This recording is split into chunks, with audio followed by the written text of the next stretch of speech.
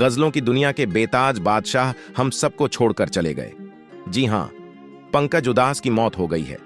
अचानक आई इस खबर को पहले उनके चाहने वाले झूठ समझ रहे थे, लेकिन आखिरकार यह खबर सच निकली। उनकी मौत ने लोगों को चौंका दिया है।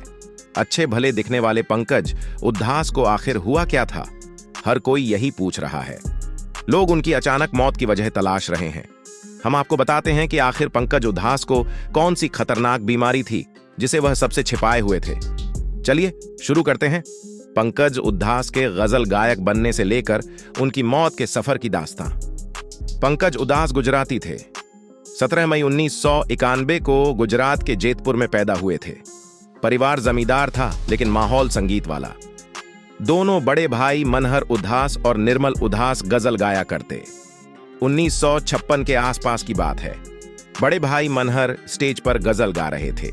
5 साल के पंकज को उनका अंदाज बड़ा पसंद आ गया और उनका झुकाव भी संगीत की ओर हो गया। 5 साल के बच्चे की संगीत के प्रति लगन देखकर पिता ने उनको संगीत केंद्र में डाल दिया। यहां मन लगाकर संगीत सीखने लगे। 12 साल की उम्र में पहला मौका भी मिल गया। एक बार स्टेज शो में गए तो लता मंगेशकर का गीत ऐ मेरे वतन के लोगों गाने लगे। वहां बैठे लोगों को उनकी आवाज इतनी भा गई कि तालियां बजने लगी। उनको 51 रुपए का पुरस्कार मिला। मगर उनके प्लेबैक सिंगर से गजल गायक बनने का किस्सा बड़ा दिलचस्प है। हुआ यह कि जब संगीत सीखकर प्लेबैक सिंगिंग में करियर बनाने उतरे तो मौका ही नहीं मिल रहा था। मिलता भी कैसे? वह दौर तो धुरंधरों का था। मोहम्मद रफी, किशोर कुमार, मुकेश जैसे महान गायकों के बीच प्लेबैक सिंगिंग में अवसर कैसे मिलता? तब पंकज ने उर्दू सीखी और गजल गायक बनने का फैसला कर लिया। हालांकि गजल गायकी में भी नाकामी ही मिल रही थी। 4 साल बाद भी पहचान नहीं बनी तो हारकर कनाडा चले गए। बस वहीं जाना उनकी किस्मत चमका गया। वहां स्टेज में गजल गाते तो विदेशियों को पसंद आने लगी। थोड़ी पहचान बनी तो फिर से भारत आ गए। थोड़ी बहुत गायकी के बाद आखिरकार वह फिल्म मिली जिसने नसीब भी चमका दिया। फिल्म थी 1986 में आई नाम, जिसका गीत चिट्ठी आई है आई है। चिट्ठी आई है क्या गाया! लोग उनकी आवाज सुनकर मदहोश हो गए। घर घर में पंकज उदास का नाम हो गया और उनकी किस्मत चमक उठी। फिर तो पंकज उदास की ऐसी ऐसी गजलें आई कि उनको गजल सम्राट ही बना गई। चांदी जैसा रंग है तेरा सोने जैसे बाल मोहरा फिल्म का गीत, न कजरे की धार न मोतियों के हार, आदमी खिलौना है फिल्म का मत करो गुरूर, इतना जिए तो जिए कैसे, चुपके आप जिनके करीब होते हैं और आहिस्ता कीजिए बातें से लेकर, थोड़ी थोड़ी पिया करो जैसी गजलें तो अमर हो गईं। शादी भी बड़ी दिलचस्प रही। पढ़ाई करते करते ही पड़ोस में रहने वाली एयर होस्टेस फरीदा पर दिल आ गया।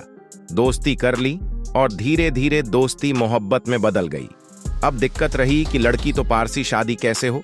बड़ी मुश्किल से परिवार को मनाया तो लड़की का परिवार राजी नहीं। आखिरकार परिवार माना तो 1982 में फरीदा से शादी हुई। 2 बच्चे हुए, रेवा और नायाब। मगर दोस्तों, पंकज उदास को हुआ क्या था? वो कौन सी बीमारी थी जो सबसे छिपाए रह गए? असल में कुछ महीनों पहले उनकी तबीयत बहुत खराब रहने लगी। डॉक्टरों ने चेक किया तो रिपोर्ट देखकर उनको गंभीर बीमारी का शक हुआ।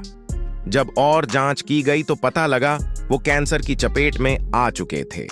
जी हां, गजल सम्राट को पैनक्रियाज का कैंसर हो गया था, जो बेहद खतरनाक होता है। उनका ब्रीच कैंडी अस्पताल में इलाज शुरू हुआ, मगर हालत बिगड़ती ही चली गई। कुछ समय से उन्होंने लोगों से मिलना जुलना तक छोड़ दिया था।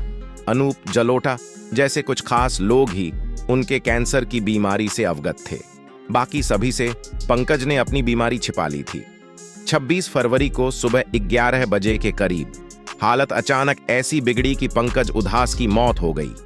दोस्तों, आपको पंकज उदास की गजलें कैसी लगा करती थीं? उनकी कौन सी गजल आपको याद है? हमें कमेंट में बताइएगा। पंकज जी के लिए श्रद्धांजलि जरूर अर्पित कीजिएगा।